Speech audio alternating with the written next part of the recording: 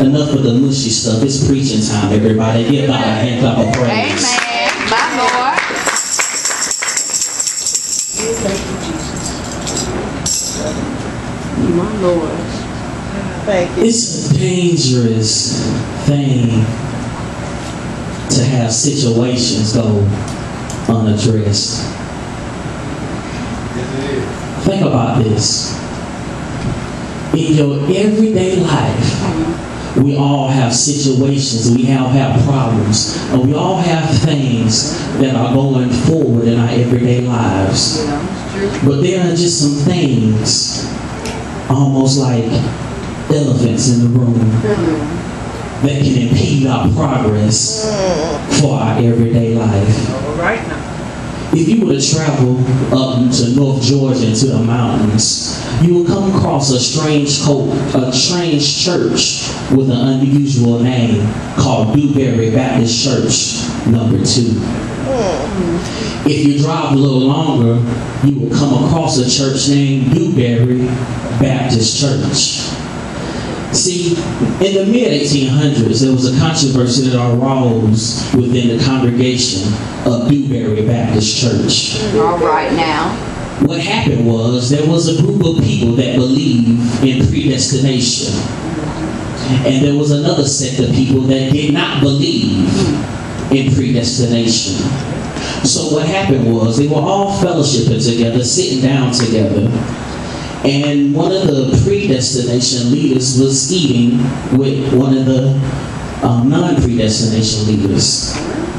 And so while he was eating a chicken leg, the one who was not in favor of predestination, he said, "So you mean to tell me that God knew that I was about to eat this chicken leg?"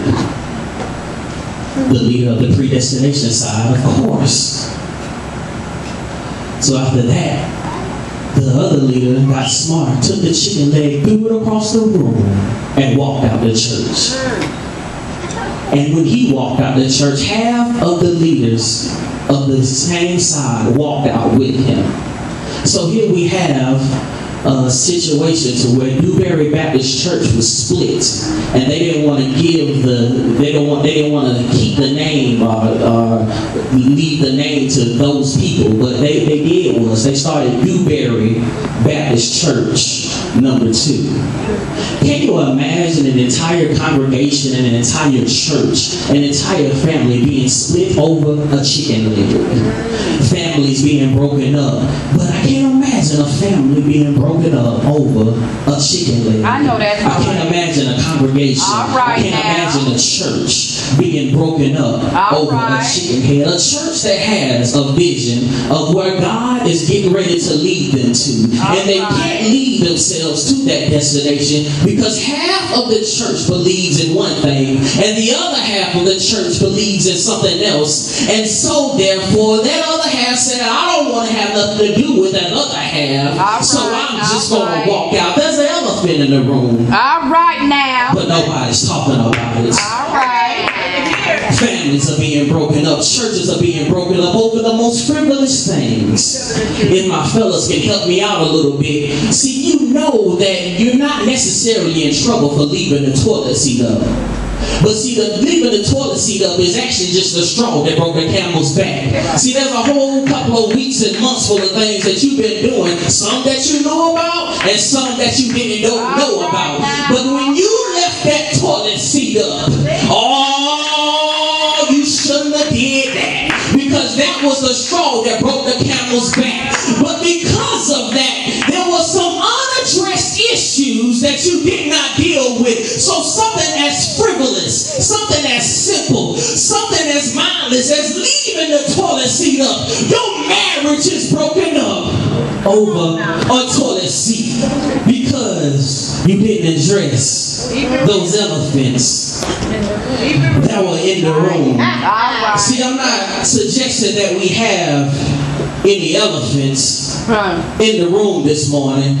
I'm not suggesting that we have any elephants sitting in the pews or sitting in the pulpit. All right now. I'm not saying that anybody in here has some unaddressed issues. I know everybody in here is squeaky clean. But if you could just think hypothetically with me that if we had some elephants in the room, there were some issues that we need to address. Well, See, the phrase of having an elephant in the room is an idiomatic expression, an idiomatic English expression that declares that there is an obvious truth, but nobody wants to deal with it. all right. It is based on the idea that something as massive, something as outlandish as an elephant is impossible to spot. But even though that you have this large elephant in the room, we look around it, we look over it, we look under it, and we never address that there's something that's awkward, something that's obvious. That's an elephant sitting right here in the middle of the room. Can't see the forest for the trees. See, we have elephants Yeah. in our lives. Yes, we do. Yeah, we I took the kids to the zoo just a couple of months ago, and we saw the elephants. And one thing that I saw about the elephants is they were massive and they were huge. Elephants can be over 13 feet tall. They can weigh over 11,000 pounds, and they can linger around for 70 plus years. Yeah. See, elephants impede the progress of God's people. Can you imagine traveling down the road and you're just chilling, driving, riding, Well, and there before you is an elephant? Jesus. It's hard to get around 13 feet, 11,000 pounds. But what I'm here is to suggest that we have some elephants that are impeding the progress of our everyday lives. There are some elephants in our families. There are some elephants in our relationships. There are some elephants right here in the house of God. Some issues that we're letting just linger around. Some issues that we are not suggesting. And they are impeding the progress of the body in Christ. They are impeding the progress of your family members. You wonder why you have so many issues. It's because you have so many elephants that are blocking your way to your financial breakthrough. You have so many elephants that are blocking your way to a greater relationship with God. You have so many elephants that are blocking your way to a relationship with your husband. There are some elephants in the room, but nobody wants to talk about it. I wish I had a church in here this morning. My Lord. Amen. You better say that. Yes. Yeah. My Lord. If you would, turn with me to the book of Numbers. All right. Some elephants Well, in the room.